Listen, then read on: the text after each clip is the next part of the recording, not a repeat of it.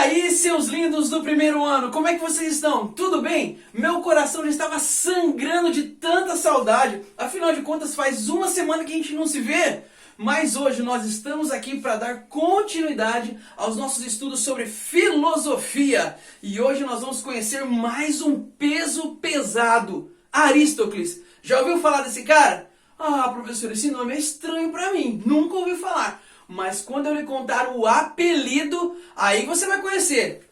Platão! Já ouviu falar? É apelido, meu querido. E é sobre esse cara que nós vamos falar na aula de hoje.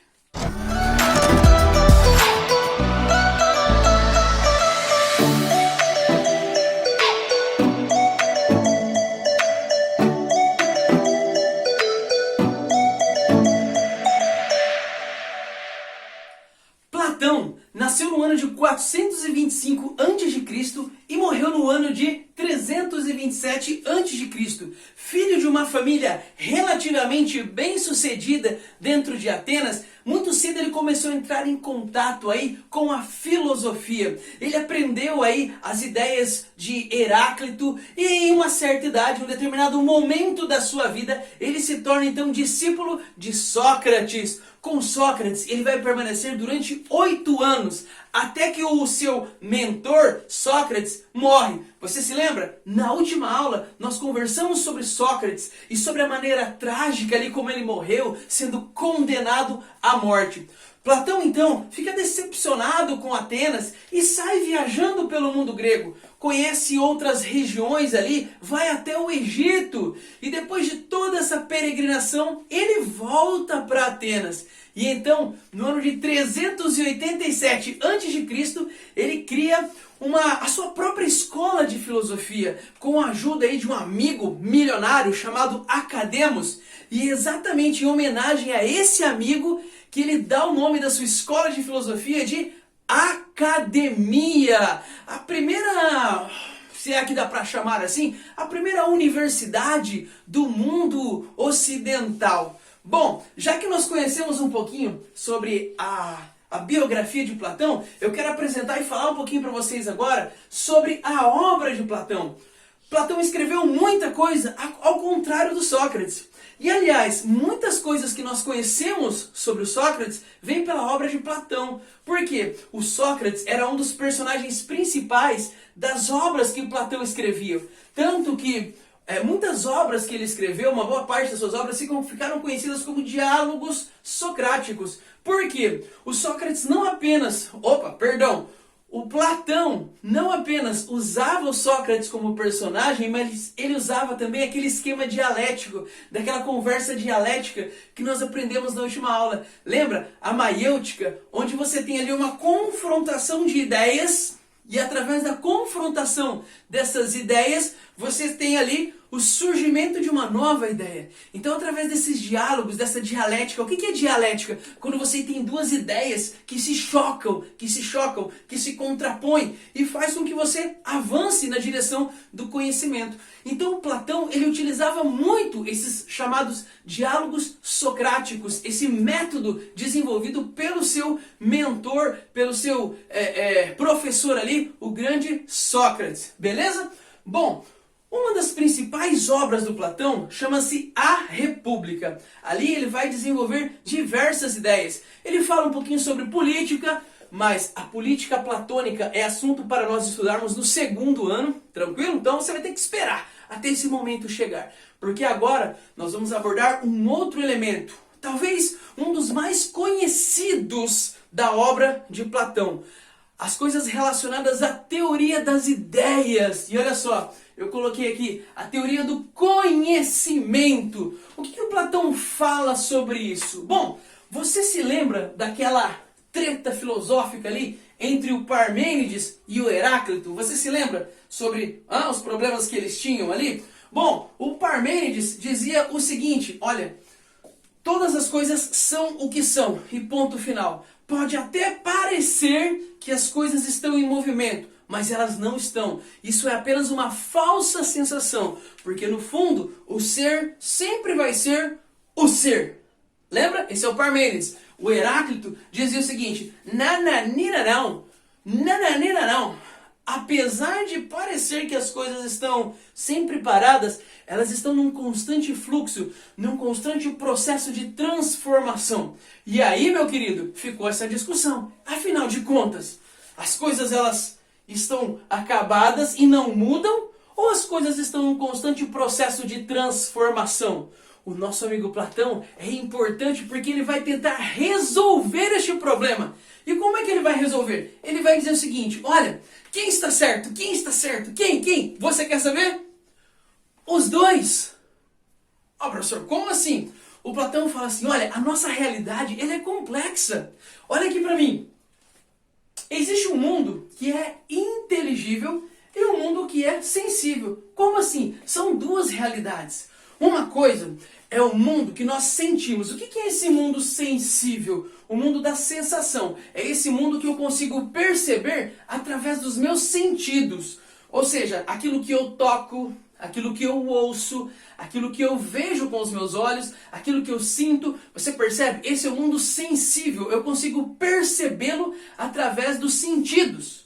E esse mundo sensível, que eu consigo perceber através dos sentidos, para o Platão, é um mundo que está em constante processo de transformação.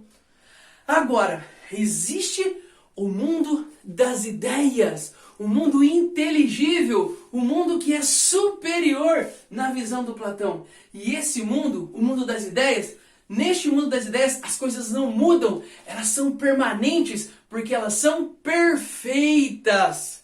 Entendeu isso? Então a dualidade platônica, ela afirma que existem dois mundos. O mundo sensível, aquele que eu posso perceber, e o mundo inteligível, o mundo das ideias. E no mundo das ideias tudo é perfeito e ali as coisas não mudam.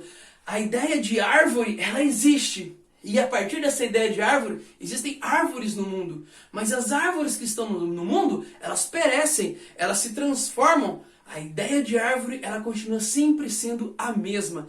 E onde está a verdade? A verdade está no mundo sensível ou no mundo inteligível? A verdade, para o Platão, está no mundo inteligível. Então, olha só.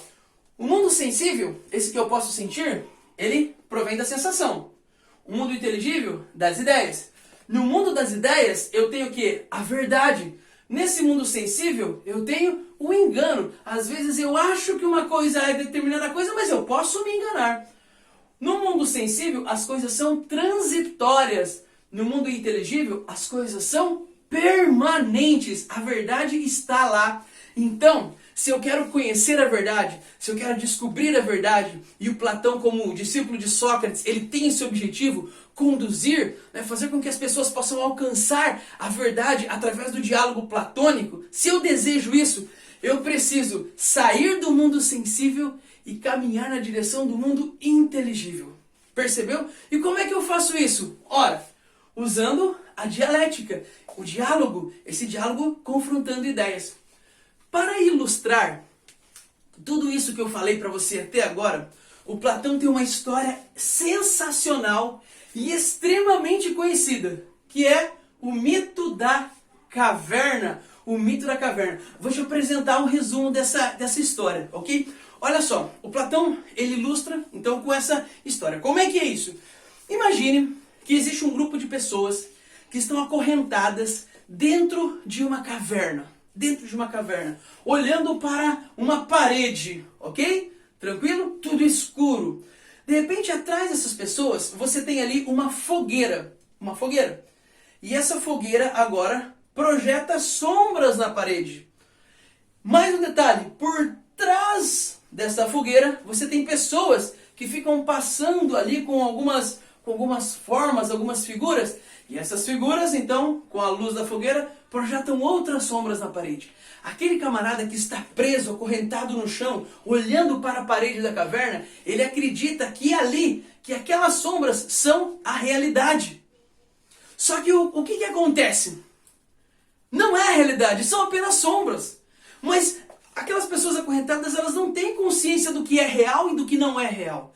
Então, uma das pessoas que estavam ali presas, ela é liberta, ela consegue se libertar, ou alguém a liberta. Quando ela se levanta, ela olha então para a fogueira. E quando ela olha para a fogueira, ela sente um incômodo nos seus olhos. Por quê? Quando você fica muito tempo na escuridão e você olha para a luz, você sente esse incômodo, não é verdade? Só que é o seguinte, ela percebe então que aquilo que está passando na parede são apenas sombras, não é a realidade. Essa pessoa então se empolga e ela resolve sair da caverna. E ela começa a caminhar na direção da caverna. Não é fácil porque os seus músculos estão atrofiados. E ela olha uma luzinha lá em cima e ela começa agora a caminhar na direção da luz. Quando ela sai lá fora, uau!